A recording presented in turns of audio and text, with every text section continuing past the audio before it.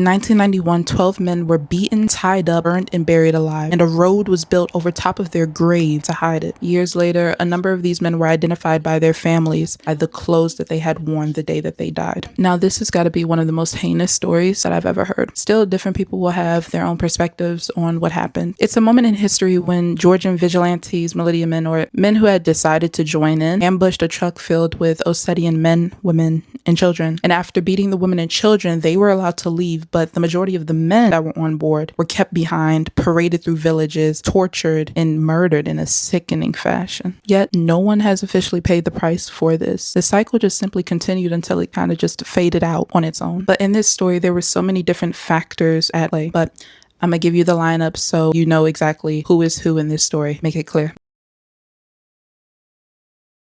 The victims: Ibrahim, Omar, Makar, Sherman, Adam, Murat, Ibrahim G, Albert, Givi, Teymuraz, Vaja, and Ivan. Nikolai Dugazov, brother of at least one of the victims. Rudolf Kadov, a forensic expert at the Ministry of Internal Affairs of South Ossetia at the time. He took part in the exhumation of the victims' bodies after Georgians themselves reported the place of burial to the authorities. He also worked on the Zhari tragedy as well. Anatoly Bibilov, a former president of South Ossetia. Zigasiev, South Ossetian ambassador to Russia. Murad Mindiashvili, aka Vero, a Georgian fighter who was murdered by Ossetians directly preceding this event. Now, my first video on this channel and this series is about his death, so be sure to watch that if you haven't so you understand why this was such a big deal. But in this video, I'm going to mention some very surprising statements that were made about him that I honestly had no idea about. I just had an overview, but these are very specific details and they're treacherous. And honestly, I wasn't expecting his name to pop back up, but you know, it makes more sense because this was a very tight time period and it literally was, these events were tied together, and honestly it begs more questions. And lastly, we have Zarina Viktorovna Tediva, the chair of the charitable fund Remember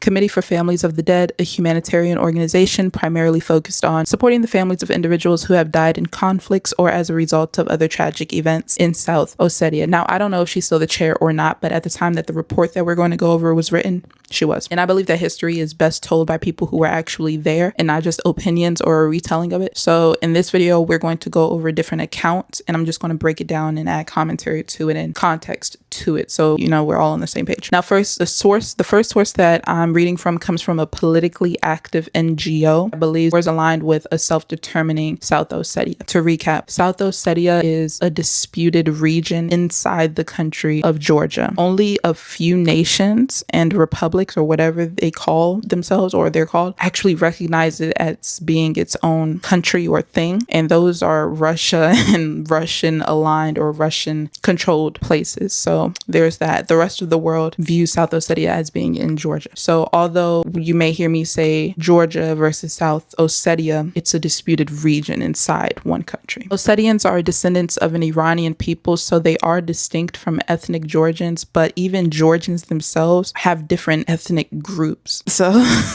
you know, and they have a long history of both really good interactions and interethnic relationships, but also bad interactions. So this specific conflict wasn't new. It was essentially their Cold War having heated up again. Anyways, because Ossetia is backed by Russia, these statements have to be taken with a grain of salt. This doesn't mean that all statements are untrue, but it does mean that we need to be very careful to recognize our own biases and the biases that exist. It's not even likely they do exist in the text. So there's that. All right, let's begin. People who disappeared without a trace. Zarina Tediva is the chair of the charitable fund Remember, the Committee for Families of the Dead, disappeared and wounded. She tells how Warrant Office Ushain Gigolayev, a sapper in Skinval, hired a Euro lorry from the army on March 18th, 1991, with a view to visiting his parents in Share. He got together a group of passengers and they boarded the lorry. Gigolayev, 2 Russian servicemen, and the driver were all armed. Now, why were there Russian servicemen there? It's because at this time, Georgia and South Ossetia were in just all-out conflict, and Georgia was moving toward independence from the Soviet Union, but South Ossetia didn't want to stay a part of Georgia. In the Soviet Union, they had been designated as an autonomous oblast, which means that they were recognized as a distinct ethnic group and given cultural determination powers, like they could use their language,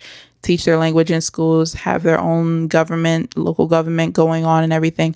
But in the grand scheme of things, they really did not have any power. They were still under the authority of Georgia, and Georgia was under the authority of the Soviet Union. But as Georgia was separating from the Soviet Union and the Union was crumbling, they tried to use that moment as an opportunity to level up to independence, so to speak, or at least get away from Georgia to have a chance at it. Even if that meant uniting with their relatives, the North Ossetians, who were across the mountain range and a part of Russia. So basically it was, we want independence, but if we can't get that right now, at least let us get away from Georgia. But Georgia wasn't having it. From their perspective, Ossetians were simply a minority group living in their country, but they weren't even the only minority group. They were Georgians. They were just Ossetian Georgians. But the nationalistic rhetoric being spoken by then leaders Vyag Gamsakhurdia and other supporters of his, and even people who weren't supporters of his but were Georgians, was threatening to the Ossetians and even other minority groups located in Georgia. And it led to even more disengagement and desire for separation from Georgia by the Ossetians. So the Soviets sent Russian peacekeepers and military personnel to South Ossetia under the reasoning of protection and deterrence for violence between the groups. So that's how Russia made it into this story. Let's continue. The van set off for Cher past Uredvi and via Suisse. Some Georgians were picketing in Uredvi, but they did not stop the van. In Demenis and Sadakar, some local residents got out of a car. The people who were planning to go back into town had to wait for the lorry on its way back from Cher. There was a large crowd in Demenis, talking anxiously about what had happened over the last 2 days. Surely you can't be driving through Uredvi now, people were saying to the passengers. The night before, 4 Georgians driving a petrol tanker had been murdered and set on fire. Among them, a Merab Mindiashvili, who went by the nickname of Vero and was notorious for his cruelty and sadism. He was the man who had killed a teacher, Dmitry Kochiv, in the ambulance that was taking him from Kurta with the spinal fracture he had suffered in a previous beating. He shot Kochiv right there in the ambulance and made the 15-year-old son accompanying him swallow some fragments of the shattered glass.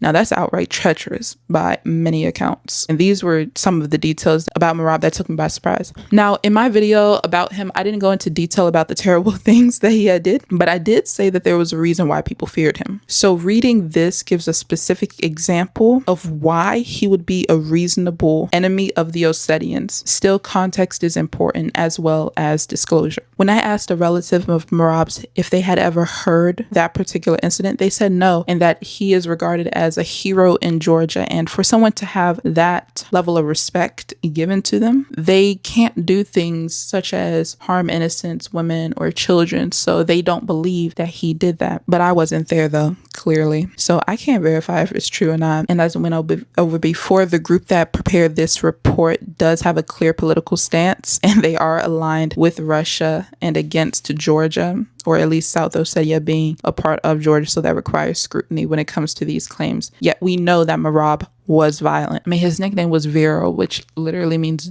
donkey. So, I mean, yeah.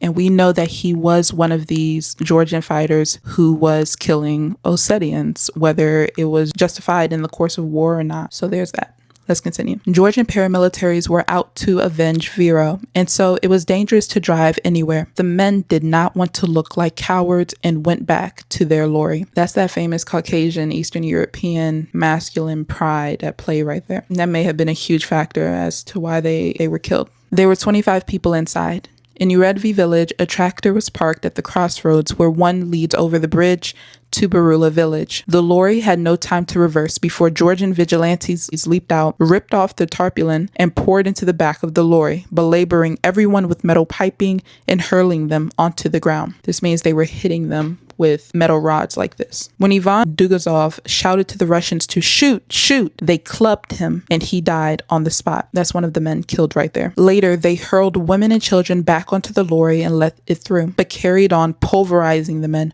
who were left behind. The lorry made it to the tourist center where internal troops of the Federal Ministry of Internal Affairs were stationed. The women were in hysterics and demanded they go and help the men who had been taken captive.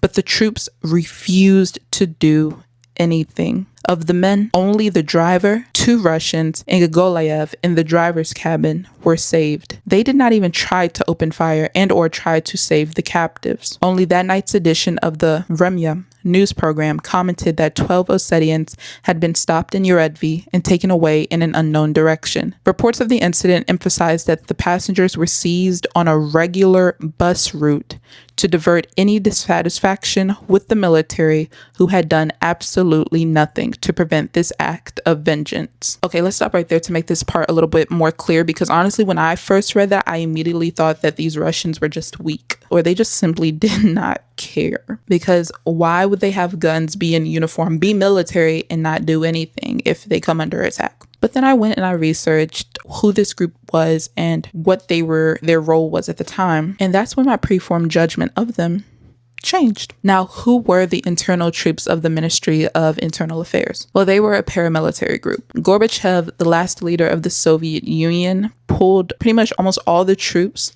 out of the area except them. They were present to deter violence, and they had weapons, but they had one little restriction: they couldn't return fire. That's right. Essentially, they were just for show. They would escort Ossetians during their travels, but when it became clear that they would not retaliate, fighters became emboldened.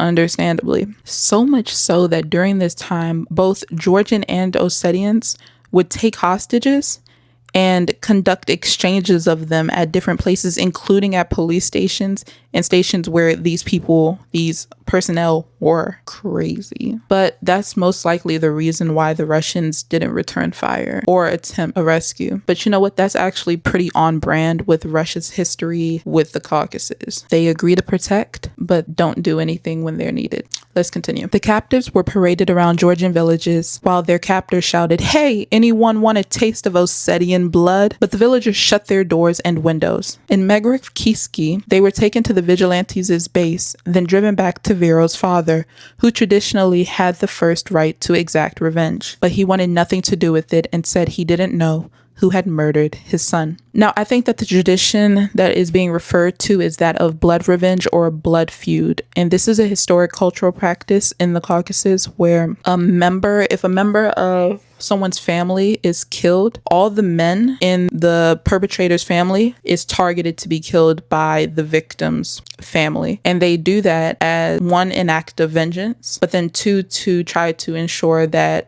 retaliation can't be pursued by them in the future. However, it can be inferred that these Ossetian men were likely not the men who had killed Vero and the other Georgians, but during this time, it didn't matter whether you were actually guilty of the crime, or if they even called it crime at that point or not. You were guilty simply because of your ethnicity and your accessibility, you being there. So Vero's father declining to do harm to these men was, in my opinion, incredibly strong and upstanding considering the context. Let's continue. Then the captives were taken back to Uredvi, thrown into a pit that was filled with soil and tractored over.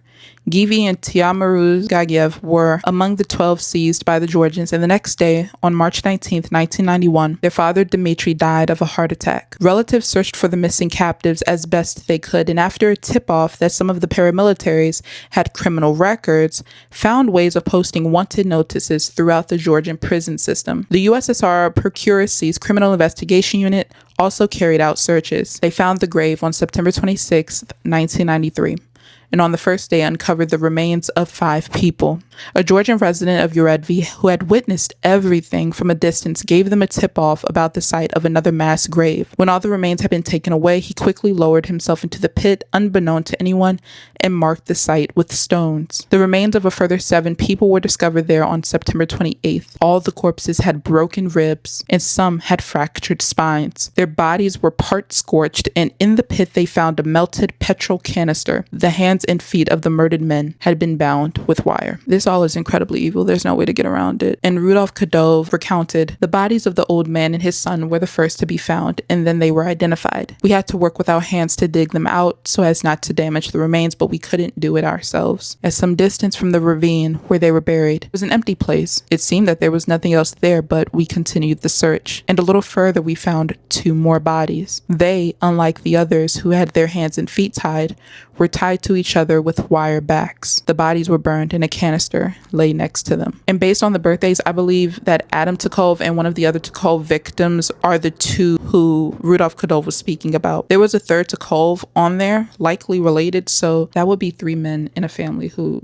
died at the same time. And Georgians who were present when the bodies were exhumed ended up running away. In regard to this, he said, they were just scared. When we started digging, people gathered nearby shouting something angry. No one dared to come close. But when they were told that we had found something, not a single soul was left. Even in the yards, no one was there when we came back that day. They were scared. Likely because of what we know the cycle was at the time. An eye for an eye. People were just pawns in a power play, a sick one. Nikolai Dugazov, a brother of at least one of the victims, perhaps Ivan, who was the first one killed, identified his brother by his clothes. I did touch on this, but how were the burial sites discovered? Remember, the Georgians who killed these men paved a road over the top of their graves to hide it. People saw what happened. They just didn't speak up about it, likely out of fear of retaliation. But in late September 1993, 2 years later, anonymous reports started pouring in about the sites. And then you have Russia, some people from South Ossetia, and members of the Georgian law enforcement all came to witness the exhumation of these bodies when they were buried with honors in the Skinfall Cemetery, which wasn't a cemetery before that. It was a children's playground. In another account about this tragedy, a former criminologist went into more detail saying, "We received information that these people were beaten with reinforcement rods. One of the bodies even had a foreign object, possibly an axe or a shovel, stuck in the pelvic bone. The victim's arms and legs were tied with wire." Here's another account in response to this event, given in a statement by Gassiev, the South Ossetian ambassador to Russia. He stated, "The women and children were miraculously rescued from captivity, but 12 men, the youngest of whom was 19 years old, had their arms and legs broken, their bodies cut, and their fingernails and toenails torn out. The mutilated men were thrown into a pre-dug pit and buried alive. Such hateful actions must be met with a strong condemnation of the international community." This tragedy has become memorialized in South Ossetia and is remembered yearly along with the Zhari tragedy. And in 2020, the former South Ossetian president, Anatoly Bibalov, said, "To subject people to the cruelest tortures and bury them alive is the height of the human mind. These events were the continuation of the genocide of the Ossetian people, which began in 1920. Among them are the Zhar tragedy and the Yered one, as well as the military events of recent history. And we want to show the whole world that destroying an ethnic group is a crime against humanity. It is impossible to forget and forgive, but it must be condemned." The genocide being referenced here is another moment in Georgian and South Ossetian conflict history, where in 1920, Georgia led a violent crackdown on the Ossetian uprising. Now, its claim as being a genocide is debated. Ossetians and Russians will say that it was, but Georgia would say that it was suppressing a rebellion, not targeting people based on their ethnicity specifically.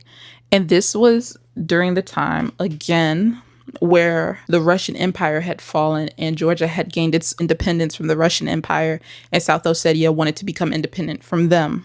So it's following a clear pattern. But still, even this report included even worse details. The writers claim that the men had been ritualistically sacrificed as revenge for Vero's death. Not only them, but other men were kidnapped and sacrificed on his grave, which was uncharacteristic of a Christian society. Because if you didn't know, Georgia is historically Christian. Additionally, the writer said that Ossetian complicity in the murder of Vero and the others was never confirmed.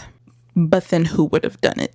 Who had better motive of killing the Georgian fighters other than Ossetian separatist fighters? As I've said before, there are clear biases in this report. And from it alone, it can make it seem that Georgians as a whole are evil and murderous. But it's important to understand that this was war. And they also have cultural attitudes and a cultural history and national memory that other people who may learn about the story don't have. There are other factors at play. And although many Ossetians were innocent, some of them were not. There were those of them who did evil things, just like what the Georgians did. Yet, depending on the report that you read, you will get different biases and different spins on the same story. However, these kinds of interactions and attitudes weren't homogenous. Georgians, Ossetians, and other ethnic groups were living and working together peacefully in many cases. Even today, there have been many calls for reconciliation from both sides. And although not as much as before, there continue to be inter-ethnic relationships. There are a number of Ossetians and Abkhazians who live in Gori, who live in Georgia, Tbilisi, and they're living just fine. However, the people who committed this vile act have not been brought to justice for this particular event, at least. And many Georgians today don't like to speak about it because it was a hard period and a shameful period, understandably. The Yerid tragedy was particularly horrendous, though not uncommon, in that death, pain, and hate were the cyclical outcomes. I'm putting a pause on this series for now, but these 4 stories provide a lot of material to consider, including, is there ever a good side to violence? What are the short and long-term consequences of festering distrust and harm by members of a particular group with how one views and acts, both inside and outside of that group, in the future stemming from those experiences? When does history begin in order to determine who's right and who's wrong? And if you want to have a conversation about any of this, be sure to subscribe and sign up for my free salon that I'm hosting in about a month. It's a project I'm starting for deep thinkers who want to come together and just have a conversation full of substance stemming from a question with no clear answer. For this launch one that's coming up, there are only 5 spots available. The link is in the description, so I hope you all join in and enjoy it and be able to give me feedback and be ready for the next series, which begins next week. All right, see y'all. Peace.